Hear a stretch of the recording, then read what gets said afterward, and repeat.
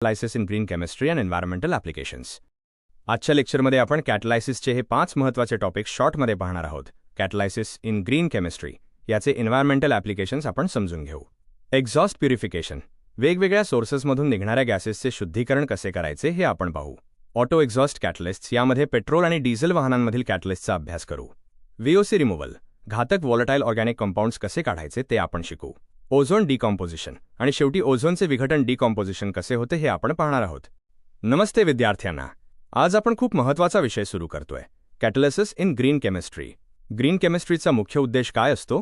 तर prevention is better than cure, म्हणजे प्रदूषण झाल्यावर ते साफ करण्यापेक्षा ते होऊच न देणं. आता या ग्राफकडे बघा. कोणताही केमिकल बदल होण्यासाठी ॲक्टिवेशन एनर्जीची गरज असते. जर आपण कॅटलिस्ट वापरला तर ही ऊर्जा कमी लागते, म्हणजेच रिॲक्शन जलद आणि कमी खर्चात होते. यालाच आपण एनर्जी एफिशियन्सी म्हणतो. थोडक्यात सांगायचं तर कॅटलिसिसमुळे आपल्याला जास्तीत जास्त ॲटम इकॉनॉमी मिळते आणि कचरा कमी होतो.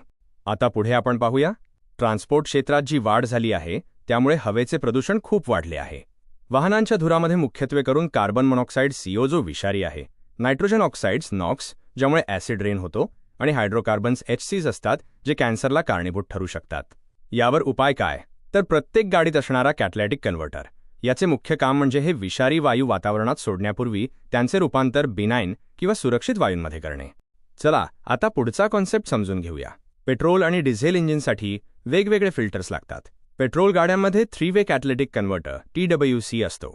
यात प्लॅटिनम पॉइंट आणि पॅलेडियम PD हे ऑक्सिडेशन करतात, तर रोडियम RH हा नॉक्सचे रिडक्शन करतो. दुसरीकडे डिझेल गाड्यांसाठी SCR सिलेक्टिव्ह कॅटलिटिक रिडक्शन वापरतात, ज्यात आपण अमोनिया NH_3 चा वापर करून नॉक्सला N2 आणि पाण्यात बदलतो. इथे व्हॅनेडियम ऑक्साईड V2O5 किंवा झिओलाइट सारखे कॅटलिस्ट वापरले जातात.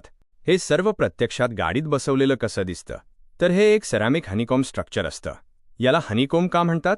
कारण यामुळे सरफेस एरिया प्रचंड वाढतो. जेवढा जास्त सरफेस एरिया तेवढा गॅस आणि कॅटलिस्टचा संपर्क जास्त वेळ राहील आणि रिॲक्शन एकदम एफिशियंट होईल.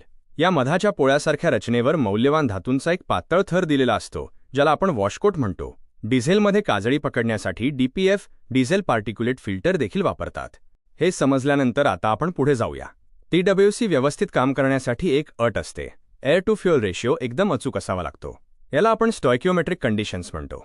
जर हवेचे प्रमाण योग्य असेल तरच ऑक्सिडेशन आणि रिडक्शन एकाच वेळी व्यवस्थित होऊ शकतात. हे तंत्रज्ञान इतकं प्रभावी आहे की आपण जवळजवळ 90% प्रदूषण कमी करू शकतो.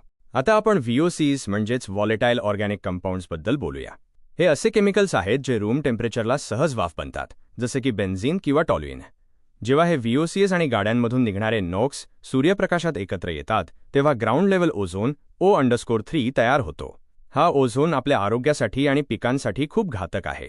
त्यामुळे या VOCsचे पूर्णपणे मिनरलायझेशन करून त्यांना CO_2 आणि पाण्यात रूपांतरित करणे गरजेचे आहे. मित्रांनो, इथे लक्ष द्या. हा भाग आपल्या सॉलिड स्टेट विषयाशी संबंधित आहे. VOC काढण्याचे 2 मार्ग आहेत. पहिला म्हणजे साधी कॅटलिटिक ऑक्सिडेशन रिॲक्शन. दुसरा आणि आधुनिक मार्ग म्हणजे फोटो कॅटलिटिक डिग्रेडेशन.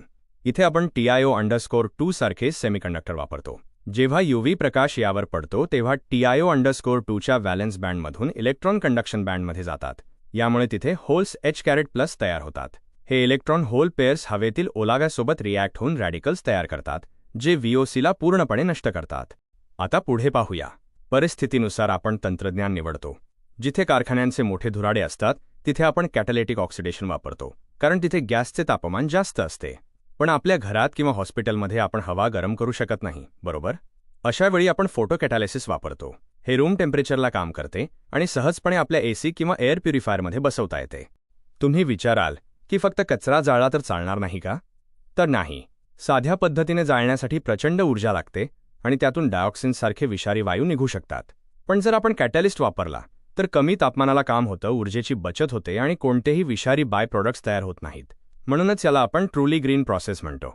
ओझोनबद्दल एक गमतीशीर गोष्ट म्हणजे त्याचे 2 चेहरे आहेत. स्ट्रॅटोस्फिअरमध्ये असणारा ओझोन चांगला आहे, कारण तो आपल्याला UV किरणांपासून वाचवतो. पण आपण जिथे राहतो त्या ट्रोपोस्फिअरमध्ये ओझोन असणे खूप वाईट आहे. यामुळे दम्याचा त्रास होऊ शकतो आणि स्मॉग वाढतो. आपला उद्देश आहे या जमिनीलगतच्या ओझोनला पुन्हा ऑक्सिजन O2 मध्ये बदलणे. हे कसं घडतं? तर ओझोनचे ऑक्सिजनमध्ये रूपांतर करणे ही एक साखळी प्रक्रिया आहे. सर्वात आधी ओझोनचा रेणू कॅटलिस्टच्या सरफेसवर ॲडझॉर्ब होतो. मग कॅटॅलिस्ट त्यातील एक ऑक्सिजन अणू स्वतःकडे पकडून ठेवतो, O** आणि O2 गॅस बाहेर सोडतो. त्यानंतर दुसरा ओझोनचा रेणू येतो, तो त्या O** सोबत रिॲक्ट होतो आणि पुन्हा एक O2 बनवतो. अशा प्रकारे कॅटॅलिस्ट स्वतः खर्च न होता ओझोनला संपवतो.